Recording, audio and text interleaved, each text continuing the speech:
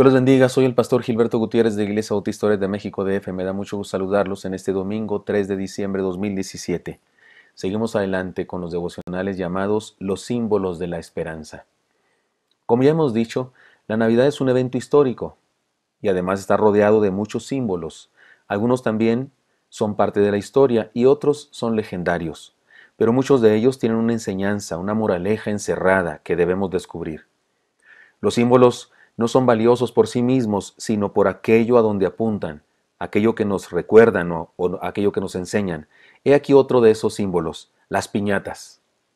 Le llamaremos a este símbolo la esperanza de una fe valiente. Se trata de una verdad que desafía.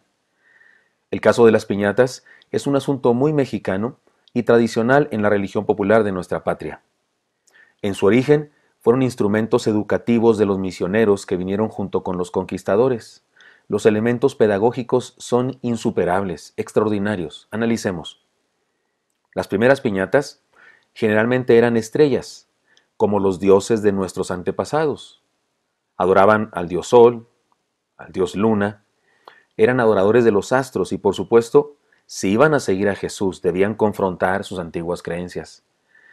En segundo lugar, estas piñatas, estos astros fabricados, debían ser destruidos.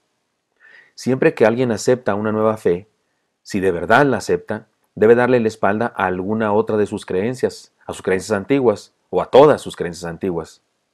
En tercer lugar, debían ser destruidas con la fe ciega. Por eso la tradición de vendar los ojos. Debían de golpear aquellas figuras de los astros, vendados los ojos, es decir, con una fe ciega. El resultado era el derramamiento de bendiciones. Esto sí es lo que se simboliza con las frutas y los dulces que caen de las piñatas cuando son quebradas.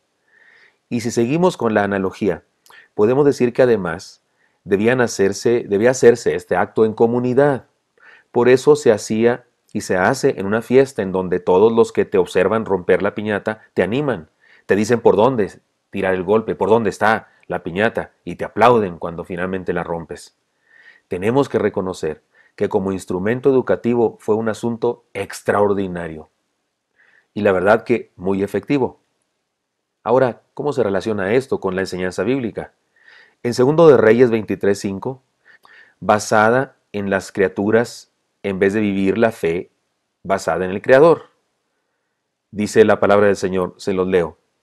Y quitó a los sacerdotes idólatras que había puesto los reyes de Judá para que quemasen incienso en los lugares altos en las ciudades de Judá y en los alrededores de Jerusalén, y asimismo a los que quemaban incienso a Baal, al sol y a la luna y a los signos del zodíaco y a todo el ejército de los cielos. Esto está en 2 de Reyes 23:5.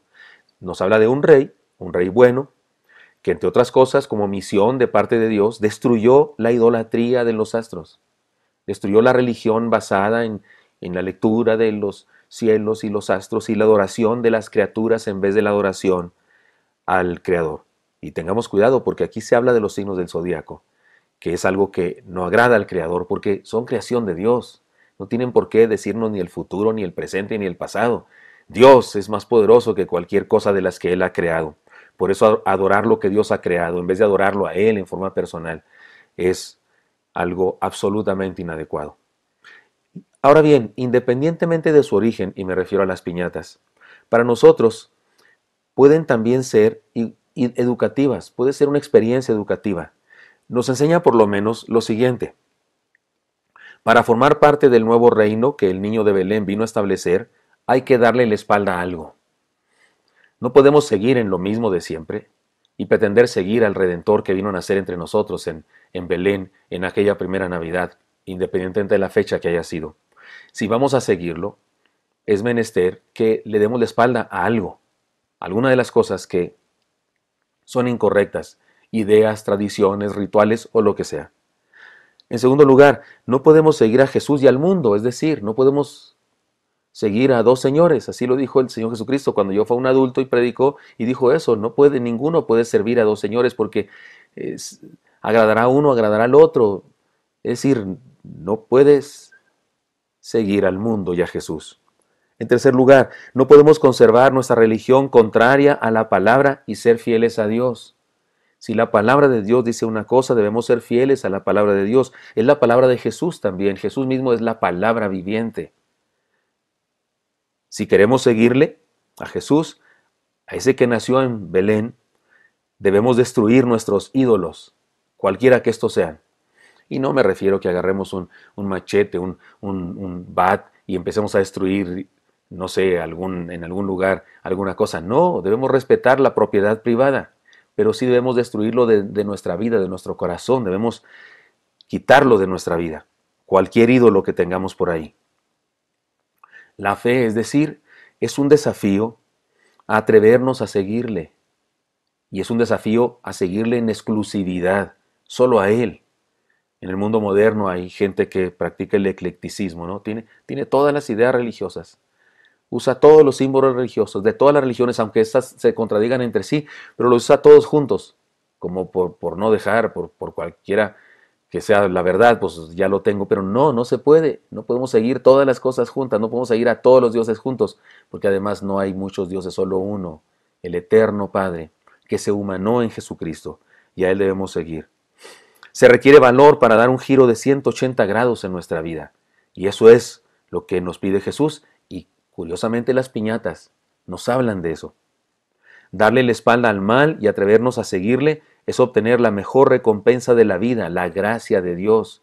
Por eso cuando se destruye una piñata caen bendiciones, es decir, caen dulces y demás, y se tiran todos los chamacos ahí a pelearse por eso. Eso es lo que no es tan lindo de la tradición, el pleito y esas cosas, pero el simbolismo es inmejorable, el elemento pedagógico es insuperable. Si los malos supieran lo bueno lo bueno y conveniente que es ser bueno, que es ser cristiano, serían cristianos por puro interés.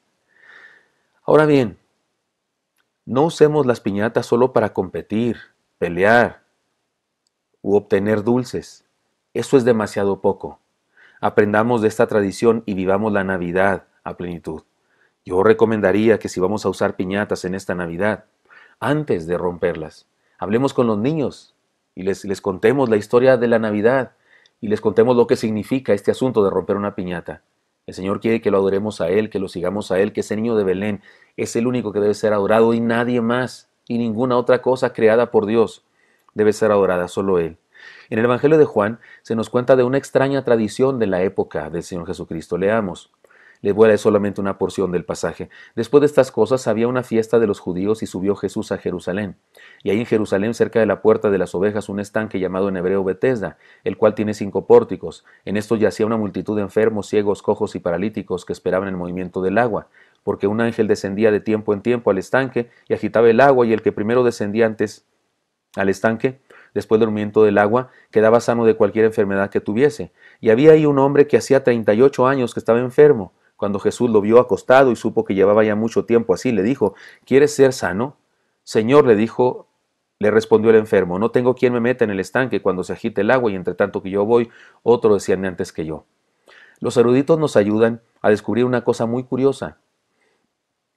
El versículo 4 no aparece en los manuscritos más antiguos, lo que nos hace pensar que Juan no lo escribió, y posiblemente un escriba lo integró al texto bíblico algunos siglos después, para explicarnos la razón por la que el enfermo permanecía en ese lugar. Existía una leyenda, una tradición, una idea que un ángel venía y bajaba y removía el agua. Así que estamos frente a una idea supersticiosa de la época, que mantenía la creencia en ángeles, benefactores, que intervenían en la salud de las personas. Lo interesante es que el Señor Jesús no se tomó ni un solo minuto para hablar en contra de esa creencia, y solo se dedicó a manifestar su amor y su poder, su favor al enfermo. Esto debería ayudarnos a seguir el siguiente principio. No nos ocupemos en contradecir o criticar las tradiciones de la gente que nos rodea. Mejor usemos esas tradiciones para hablarles del amor de Dios, especialmente cuando las tradiciones apuntan a una verdad del Evangelio, como la que hemos estudiado ahora. Usemos el nacimiento para hacer patente el evento histórico de la encarnación del Señor, que estudiamos en el primer devocional de esta serie. Usemos el pino para hablar de la fe persistente del cristiano, como lo hicimos el día de ayer, lo que estudiamos el día de ayer. Y usemos las piñatas para enseñar la atrevida fe que combate contra el error. Compartamos vida con nuestra enseñanza y no muerte con nuestras críticas. Usemos o no piñatas. Enseñemos a los que sí lo hacen el verdadero significado y anunciémosles la salvación que nos vino a traer el que nació en la primera Navidad. Espero que esto sea útil para usted y me encantaría encontrarme el día de mañana. Hasta pronto.